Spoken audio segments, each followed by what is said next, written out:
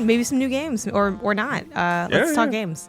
So we're going to go into Switch 2 stuff because we haven't talked about the Switch 2 at all on the show. So it feels like that should be discussed before, it comes out. But yeah, the Nintendo Switch 2, it's real. It exists. We got quite a while ago, they did their flyby video, which I forget. I don't even think we talked about that, where they just did the hardware overview. Do you remember that? That it was like a 3-minute thing where they're like, it's the Switch, and then it like expanded slightly, and they're like, Switch 2. That was like kind of the teaser for their bigger direct, which happened a bit more recently.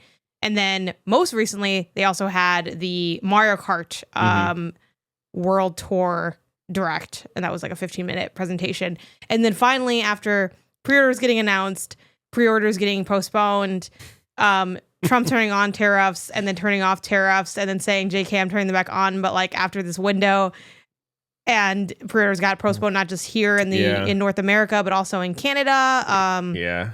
We also have something novel to this console launch is region locking's back, baby. They have man. That's crazy. A Japanese only Switch that's like Japanese language primarily, if not mostly exclusively. And if you're an English speaker living in Japan and you want English, you buy an international version of the Nintendo Switch that costs more money. This is in part because of the decrease in value of the yen, but also all the tariffs going on like in the world to kind of try to like protect the local market so that we don't just import the Switches from Japan or go to Japan and buy our Switches. To me, that's so weird because it's not like the U.S. is the only place that uses English. You know what I mean? Or, like uses like foreign language. Like it seems like there's Japanese only and then international. Like in like English is getting lumped in there, Spanish, German, like every other language gets lumped together, which. Well, like, I think it's still part of the idea of like Japanese only. Yes, like, it makes sense there, but I feel like this. I don't know. Obviously, very like American centric, mindset. I'm sure is at play here, but it's like, man, it just feels really crappy for everyone.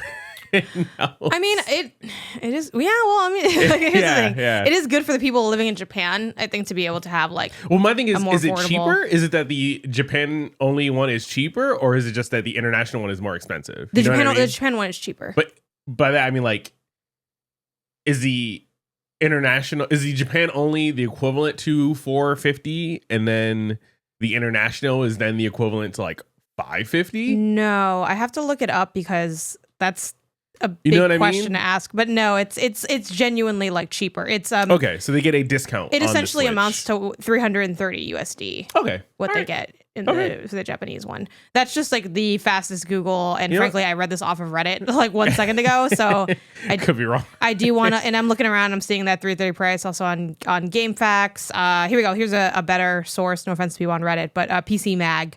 They're saying 343, so it's like in that 330, 340. If that's the case, then I take my stance back. Never mind. Fully support it. Give your home country a discount by all means. Sure. Yeah, and the subhead specifically addresses says Nintendo is reportedly trying to address the weak yen. Like the yen is very weak right now, like which is the currency used in Japan. But then there's also all these other elements that I'm sure play some form of a role as well. Sure. But I think that's worth pointing out just because I think it speaks to a weird time in the world of video game pricing and all of this stuff. Because, we haven't had region locking in a while. Like region locking is kind of like an old idea, which I always hated region locking because then it's like you got to worry about the European version versus the American version versus all these other versions. But anyway, the Nintendo Switch, it is retailing for $449.99 still. Well, it says manufacturer suggested retail price as of April 18th, 2025, which definitely to me, one funny thing that I haven't said on any content because the news about the pre-order came in literally yesterday, I think, at the time of us recording. We're recording today on Saturday, which is April 19th. This might be the first time in video game history where I think if you want this console and you can manage it, you should just buy it now because I do not know what's going to happen with the economy. And I would say if you want it and you're thinking about it, if you're only going to wait like 6 months or a year, I feel like just buy it now. And normally I do not say that because early adopters always get burned. There's less games. If there's hardware issues, you're going to get the hardware issues. Nintendo notoriously does not discount kind of anything, but you are always paying the highest price at launch and getting like the worst deal, the least amount of options. But because the tariff thing is so slippery and I do not know what's happening in the future, I don't know if this price will raise. I actually think if you want it, just get it now. Your thoughts? I don't necessarily think that. I think that obviously Nintendo is selling everything Nintendo. First of all, they make I can't imagine the profit off of their software is not crazy. First of all, but in order to sell that software, they need to move the hardware into people's homes and get them into people's hands so that they can then buy the software. So I feel like I mean, and Nintendo has cash. They have a boatload of money from the Switch 1 for what 7-8 years or something like that, and it's like, all right, well, they can easily help with the loss of the Wii U. So just some of that I'm sure went into filling that wine up for the Wii U. I feel that was a lot of like R&D for sure, but the Switch, Nintendo is not hurting. They are not hurting financially, and they have so many software levers that they can move, like just knobs and levers that they can turn and pull to like move more software and have more software to move and stuff. That like, I think that I wouldn't be afraid of that. I think that if anyone is in a position to sort of eat the cost and, you know, dig into their profit, it's Nintendo. Second, probably only to Xbox with Microsoft backing them financially. You know what I mean? I wouldn't say that. That is not how a fear that I would have, because I just realistically don't see Nintendo not just eating at that point. But I mean, it's possible. I know PlayStation just raised their price, not in North America, but in other regions of the world. The price of the console just went up, which is unusual. That usually doesn't happen. I think it's the second time they maybe have raised prices on their console as well. Granted, that's like fairly far out from like when their initial launch was, but I'm just throwing that out there. And I don't want to scare people into spending $500 or $450 or whatever, but I'm of the mind that like I know some people are panic buying things, especially technology right now, and I'm not of that mind. Like I did not have plans to upgrade my graphics card this year because I don't have any money to upgrade it, frankly. And I'm going to stick with that. And if I get burned later, you know, same thing. I don't have plans to update my phone this year.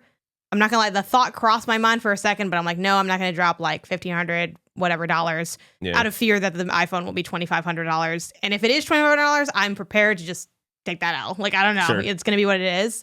But with this, like, I know that I would probably want it in a, like, you know, if it's close enough, it might be worth just saying, let's just get it now, because that as of April 18th, 2025 is, I'm looking at it and I'm like, by all means, if you are interested in Switch 2 and you want to get it, yeah, sure, try to get it at launch, just like any other console launch. I'm saying that I don't think this is a weird tariffy import special case where it's like, oh, if you think you'll want it in the next 2 years, get it now, and you know, to save. I don't not think it is the $50 later on or something like that. You know what I mean? Like, it feels very financially reactionary to me.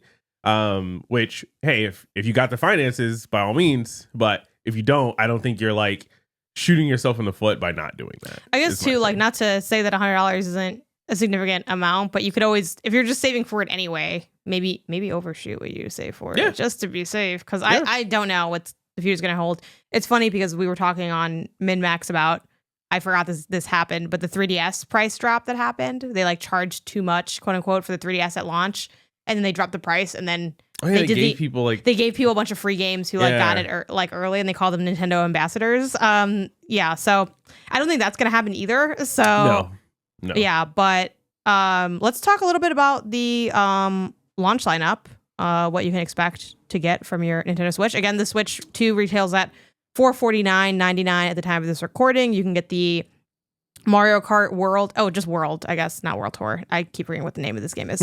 World Bundle at $499.99. As far as games, piecemealed, like just separate, you can get Mario Kart Worlds for $79.99. $80 the first retail, not special edition, not collector, like any of that, $80. That's crazy. Donkey Kong, they said, we definitely gonna make money on this software. What are you talking about? Donkey Kong Bonanza, Not coming out at launch, but coming out about a month after-ish, a couple weeks after. $69.99. The Nintendo Switch 2 Pro controller. These accessories did get a price increase, actually, from their initial announcement. Yeah, $84.99. Joy-Con 2 pair, $94.99. The Joy-Con 2 charging grip, $39.99. The Joy-Con 2 strap, $13.99. The Joy-Con 2 wheel set, $24.99. Do you think really quick, for the Joy-Con 2 pair, $95. Yes. Do you think they fixed the drift? Like, because if Joy-Con 2 are now $95 each, or, for a pair, and like they still are going to be drifting after 3 years or something like that to me sounds like a problem. So, did they fix the Joy-Con drift? For this, I'm desperately Obviously trying no one to knows open. Because they won't say anything. Oh yeah, blah, blah, blah. Plus, would they say, "Oh no, we didn't fix it"? Like they're not going to tell you that. Exactly. It's more like do you think they like? Because I know they're not the Holomag analogs. I think there was like some breakdown I saw. So sorry, I don't have the source directly in front of me. Could be a lie. Caveat. But it's like, oh yeah, like because the system uses like magnets to like attach to Joy-Con, the like analogs couldn't use magnets then to avoid potential drift. I don't know how true that is or not, whatever, but I'm trying to look into apparently The Verge is very subscription based now, which that's okay, like I can't read the article on The Verge. That they have an explainer on it, and one of the alleged like ideas for the cause of Joy-Con drift is debris getting underneath like the sticks. And I did notice on the Switch 2 because somewhat bearing the lead, I got to play Switch 2 at the LA event as media alongside my colleague / boss Ben Hansen at MinMax. So we did that last week, so I can talk about that as well a little bit. I wonder if this is also a little bit speculative because I am not like a hardware expert. That's Digital Foundry. Shout out to Digital Foundry. Yeah. But the Switch Joy-Con 2, which I hate that name, they have kind of like this like additional like rubber / support on the sticks that doesn't exist on the original Joy-Con. And I wonder if that is in part there to shield stuff going inside. Again, I don't know if that's just like a design thing or if that's like a functional thing, like an aesthetic thing or like a functional thing. Yeah. And I'm not sure what the other kind of rumors for like why the Joy-Con end up getting drift, but I know that was like kind of one of them that people cite. I do think the sticks, they feel really smooth. And my colleague Ben was like, that was like a big thing for him. He's like, these feel like so incredible to like move and they do feel good, but I wasn't as like, that didn't hit as hard for me, but like once he kind of said it and I thought about it more, I'm like, yeah, they are like pretty buttery. Granted, also there's the slight bias of like, which I wish we had gone. This is very next level, but I'm like, oh, I wish I've done that. Like my other colleague, Kyle Hilliard, was like, well, you were like comparing it to like a used Joy-Con though. Are you sure it's not just because like one's new and one's old? I was like, oh, like we should have went to GameStop right before and then bought a new pair to do like, but anyway, things to remember for next time. But yours aren't new; they're still used, But yeah, like if you look at the and for people listening, if you just look at the Nintendo Switch 2, what I mean is it has like this additional like rubber kind of. It's not rubber necessarily. That kind of color coating, ring? But it's like a thicker. It's like a active ring. While like the Joy-Con, it's kind of just like naked there. Sure. So maybe that helps with things. But yeah, getting into games. They do have an exclusive at launch, a console exclusive. Again, the Switch 2 is backwards compatible, so it can play your Switch 1 games. But the game that you can only play on the Nintendo Switch 2 is Mario Kart World. The new Mario Kart game is exclusive to Switch 2. You can only play it on your Switch 2. That's the end. Donkey Kong Bonanza is also exclusive to Switch 2, but again, is coming out July 17th. It's like 2 weeks later-ish. Well, like more like a month, because the console launches on June 5th. Oh, July 17th. Yeah. I read June. No. That June would be great, and I would be less critical of the launch lineup if that was true. Anyway. That's That's so far. Okay. Also not at launch, but near-ish, July 24th, Super Mario Party Jamboree, Nintendo Switch 2 Edition plus Jamboree TV is the full name of this. It is essentially just an upgrade for Mario Party. So I believe you can also like kind of buy the upgrade piecemeal and like smoosh them together, or you can buy just this as a game. Like, let's pretend you didn't have it for Switch 1 or you never had a Nintendo console. That's how you would get it. There's also enhancements to games like Breath of the Wild. You can get like the Nintendo Switch 2 edition, which like has updated resolution, frame rate, HDR support, that kind of stuff. That's at launch. Updates to Tears of the Kingdom, that kind of the Switch 2 edition is at launch. Again, these are paid things. Similarly, Kirby and the Forgotten Land will have a Nintendo Switch 2 edition that includes Star-Crossed World, which is like presumably kind of like a DLC for the game. And then everything else is more of like a nod, like a reminder nod, like, hey, Metroid Prime 4, that's going to be like playable on the Nintendo Switch 2. I forget if I think they do have a version, like a specific version. I think it's just, maybe like Nintendo Switch 2 edition as well. Yeah. Kind of thing. It sounds like that's kind of the verbiage they're going with. Yes. I was just double checking that was true because I remember them talking about it being like an enhanced, like it looks better. And it did look better on the video footage. Like when we first saw Prime 4, I think we were both like, this looks kind of desaturated and dry, like unhydrated game. And now I'm like, oh, it's okay. This is cool. I'm cool with this. And then other nods to things like, oh, remember we have Pokemon coming. We have like, and the other features they shout out to is like the GameCube coming to like NSO. Like if you have Nintendo Switch Online, you can access some GameCube games. There's going to be a new Kirby Air Riders game that got announced. Dragon Drive is also out there doing its thing. And then we have, Welcome Tour, of course, which is just a virtual game manual, like a glorified game manual that costs $10 to get. And and then another really big shout is the Dusk Bloods, which is the FromSoft's next game, which seems like it's like emphasizing that multiplayer bit. Again, I think you can technically maybe play it single player, but it's all about like that 8-player PvPvE is sort of the setup of that one. But that's not till 2026. Yeah. Hades 2 will be there on Nintendo Switch. They had Deltarune chapters. Let me see what chapters they are. Is that 4 and 5? 1 through 4 are going to be there. It says on this GameSpot article. I thought it was slightly more, but that 4 chapters of his latest adventure will be released, and that one will be on the same day, like June 5th. But again, presumably, like you can play that other places too, and everything else are just kind of like nods. I guess technically Survival Kids June 5th. Say that's technically a launch title. And then they just had kind of like third-party nods, like Hollow Knight Silk Song and Star Wars Outlaws and a bunch of other titles like that. Cyberpunk is there at launch as well, available to play. And I'd say those are like the biggest hits. There are a lot of like small things included in this GameStop roundup that I'm citing, but I think everything else is kind of more of a fun fact, like, Path of the Goddess is available at launch, like things like that. But really wish they'd kind of bundled these like June 5th games together. But hey, I probably should do that work beforehand just to make it a little bit clearer. But a lot of I think it ended up being just like in the order they kind of like announced them during the showcase, is my guess. Yeah, potentially. So that's the launch lineup and some of the things you can look forward to, Split Fiction, other titles like that. Isaiah, are you getting this console? Not for myself. I'm not getting my own. No. Okay. If I didn't get the console, would I be getting it? Yes. No. Okay. No, absolutely not. This is like, I feel like in the world of Nintendo, I feel like this is an incredibly weak launch.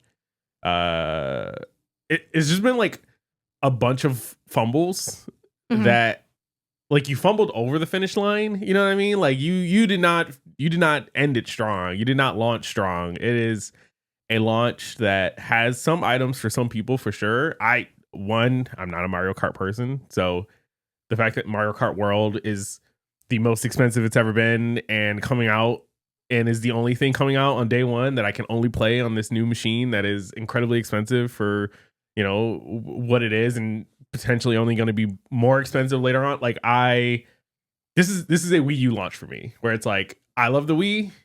If they gave me a better Wii, I'd just be there. But instead they're kind of doing things differently, like business wise and how they're kind of like launching it and everything. And I'm just like, it's just not for me. All right, cool. I had my fun. I still got my Switch One. I'll be playing Pokemon on that later this year, hopefully. Everything else doesn't really scream like I gotta play this. Again, I think a lot of these games are probably going to be very incredible. I loved my time with Kirby Air Ride on the GameCube growing up. That was a fun time. I would love to play that. Maybe I'll play it on yours. But like I never really played the Metroid Primes, Kirby and Forgotten Land. I'm fine with. I already played the Breath of the Wild and Tears of the Kingdom. I have no desire to go back to that. Jamboree, I don't like Mario Party. Donkey Kong Bonanza could be cool.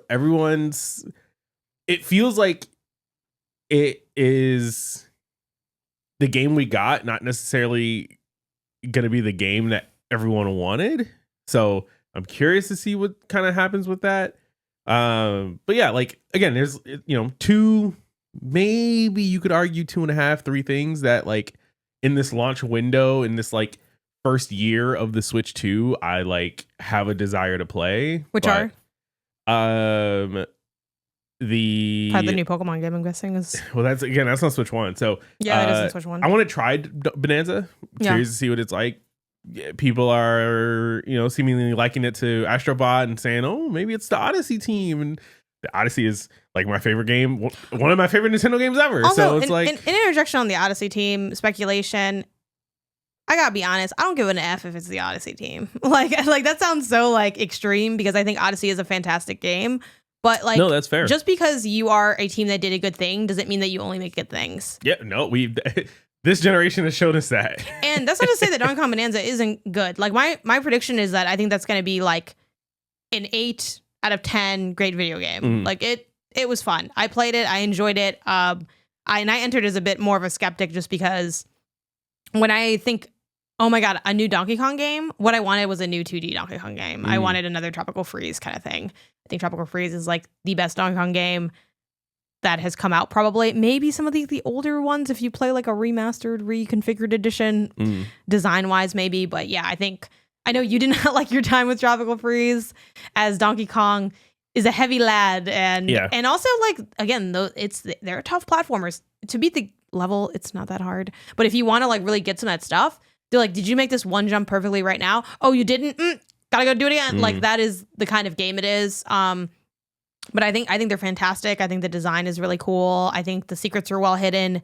I think there's challenge and intrigue and fun in those games. So seeing Donkey Kong be in 3D, I'm like, I don't really know if did anyone want him in 3D? Like, I was kind of like, I don't know.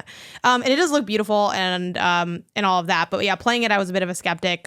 Going in, I enjoyed my time quite a bit. I thought it had like a fun construction. You kind of go in the levels, you're looking at everything, and then sort of hitting up little NPC characters, almost like in a Banjo-Kazooie formula. You recently played that like a few weeks ago, and that setup of like, that was cool, when you're first there, that's kind of the setup of Donkey Kong Bonanza, at least in the demo that I played.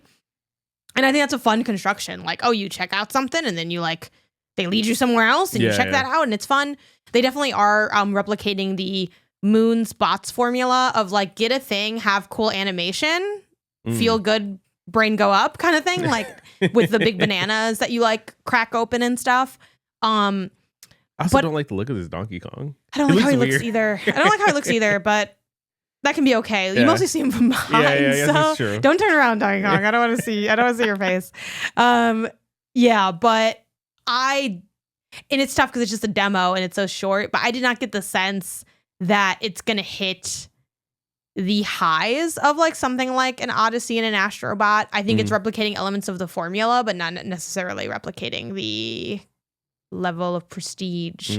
But again, short demo. I could be wrong, but I thought it was really cool. Like, I liked it. I think it's going to be a really fun time, and I'm excited to play it. So to me, that puts it in the win category as far as demos go. I left being like, yeah, I think I'm going to have a good time playing this. I just think it's going to land from a critical standpoint more of a Kirby in the Forgotten Land than an Astro Bot Mario Odyssey. And also, frankly, I don't know if it'll be as good as Kirby, because I think that Kirby game is actually really, really fantastic. Yeah, you love Kirby. I think the level design in Forgotten Land is really, really incredible. It's like the highs that Yoshi can get to, that's like where Kirby can get. Like they kind of replicate similar formulas of chill little level, cute place, cool secrets. Like that's the key. Like cool, interesting secrets, fun in having to do completionism.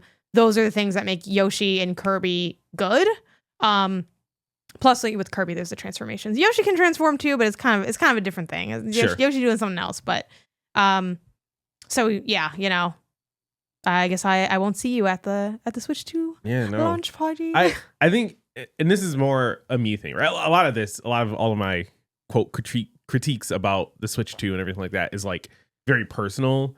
I mean, I don't think you're wrong. I just am a Nintendo stan, so it doesn't matter. And that's literally what I was gonna say. I think I am at the point now where I am for Nintendo for their amazings, their masterpieces. Good is not good enough from Nintendo for me. Wow. And because I can get good elsewhere on things that I already have, on systems I already play and enjoy and have libraries access to and everything like that. And it's like, well, I'm not going to get a console for good. I'm going to get it for at least great, at least amazing, you know, like kind of like these like really prestigious, you know, incredible experiences that I can't get anywhere else. I can get a lot of this stuff elsewhere. The stuff I'm interested in, I can't get elsewhere. And it's like, all right, well, cool. I just don't need this in. I will say, sadly, I was looking into the Wii U launch lineup because you mentioned this is a Wii U for me, and I thought, what was their launch lineup, bro? We had New Super Mario Bros. U, which I did not like that game. I didn't. Nintendo Land actually does eat, but it's still just Nintendo Land. You know, it's more of a, like for funsies, not a like system seller. You know, and then it's just ports like Assassin's Creed 3, Arkham City, Mass Effect 3. Ninja Gaiden 3, Zombie U, Tekken Tag Tournament, NFL, Madden NFL 13, Black Ops 2, Darksiders 2, Epic Mickey 2, NBA 2K13, and Sonic All-Star Racing Transformed.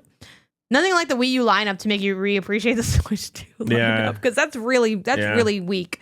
And I think the Switch 2 lineup, it could be worse, but it's not great to me because, again, when it comes to, I always think about launch day, when you get that console, day one, and you take it home, what are you playing and what are those experiences like? And I do think Mario Kart is going to be an incredible experience. And I also played it at the event. Yep, it was great. It looked beautiful, super fun. One critique that I thought was funny that I didn't think about myself, but I saw, I think it was clipped out from, I presume NBC, like IGN's Nintendo podcast. It could be a different podcast, but it's probably NBC. It was somebody talking about how bad the menus are with like the character select. Really? And I was like, oh shoot, that's like, because they have all these costumes, but they're all individual like characters. Like it's like Mario is like a cowboy, Mario is regular. Instead of just clicking Mario and selecting from like a sub Mario menu. And I'm like, okay, yeah, that is really bad. So shout out to that criticism. That I didn't think of that. And now I'm like, so, and I also think other weak points of Mario Kart, I have a bad feeling that free roam is going to be dry as all hell. It did not look, in the direct they just did, it did not look great. It looked like something you could do. I really wanted it to be on that Forza Horizon level, and maybe it is, but it didn't look that way. And they spent so little time on it and put it towards the end. While like me as a fan, I was thinking that's their big kind of thing. Maybe not the thing they'd lead with, but I'm like, they're obviously going to like... Sure. Finally go into this, because also at the event I didn't get to do the free roam almost at all. I got to free roam for literally like max 2 minutes. Like it was something I got to do like while other people were like choosing their character for like the big 24 player thing. Gotcha. And you have to ask yourself too, I'm not trying to be a conspiracy theorist, but why is that? They let us spend time with Mario Kart doing just like the races on the like a Grand Prix, like me and Ben did Grand Prix together. Then they had us play again on handheld just to see what it's like to play the game on handheld. Then they had us do the knockout. Why did they not have us do the free roam? And I think it's because they don't really need to. That's not their big thing, I don't think. Yeah. The way that people are acting. Yeah, like why wouldn't you show it?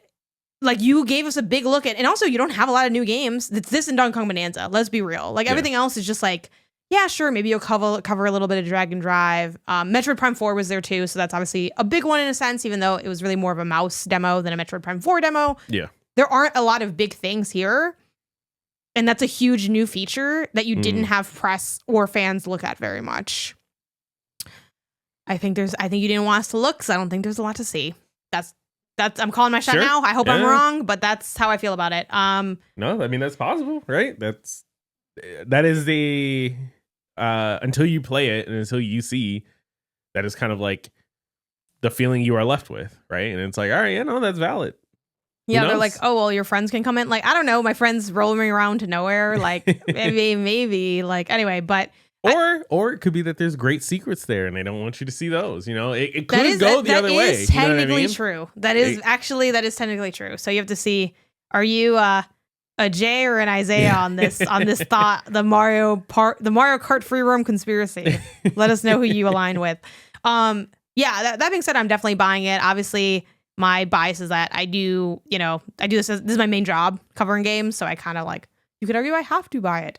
But I was going to buy it no matter what. Like, if all these companies went under tomorrow, I mean, well, one, I guess I'd have some money problems, maybe a little bit, but I would just be pushing my Patreon harder. I don't know. I'd figure it out, and I'd be like, hey, watch me play Mario Kart for 8 days while I try to make my rent. So actually, I probably would buy it even more if everything went under. I will say, though, I do get to expense it at work, which is really cool. And it means that I really don't have to, in a sense, pay for it, which is which I want to just shout out, just because I know that's like not other people have to, buy it. I was going to buy it either way. And again, I can still expense it on taxes, but just letting people know my background and my biases, because that does technically change my interaction with like the console in a way that it doesn't for people listening.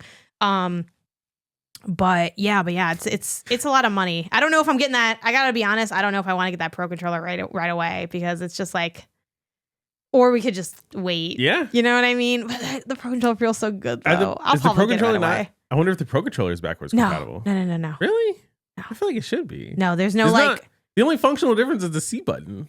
Well, also the back has some triggers, programmable buttons, but to me that sounds like the PlayStation ones, where it's like, oh yeah, that's an optional like button that you can assign to something, not a like core button that.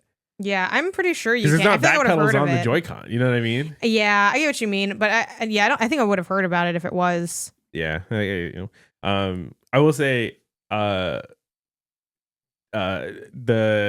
toxic in me showed up for a second.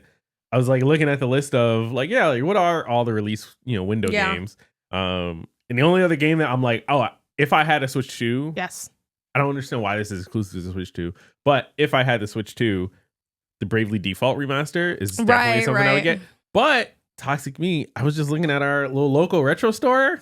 They got it there for like $20, $25 for the 3DS. You got 3DS already. I do got 3DS. I don't need them. I'm about to charge that 3DS after the show. My 3DS looks great. It's the new Nintendo 3DS XL. And I got it today. I can get it today.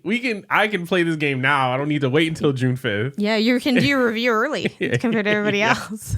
The only other sort of like must buy that I had, I might even just get it now on the original console, original release. So. Yeah. I will say, like, not to be I'm not someone that needs my stuff to necessarily be exclusive for me to like care about buying the console. Like, I know that was a big conversation with PS5 and Miles. Like, well, Miles isn't exclusive. You can play it on PS4. It's like, yeah, but I don't want to, because my PS4 is dusty and ugly and it sounds like a jet engine.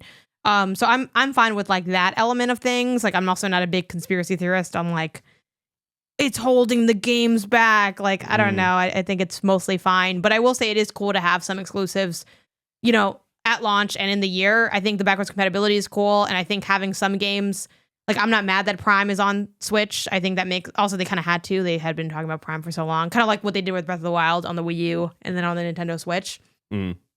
But it is cool to have some stuff that's like exclusive, because there's just like not, in the world of like simultaneous releases across generations and stuff, which I get, you have a big install base. Like, it's nice that they kind of like found a way to like kind of meet in the middle in a way, where it's like, okay, as someone that is going to be a Switch 2 owner, I have things that are, well, I can only play this here and I'm getting some value out of my console and my investment, while also not totally abandoning that Switch 1 user base with stuff like we can both play Metroid Prime 4 on our own consoles. Yeah.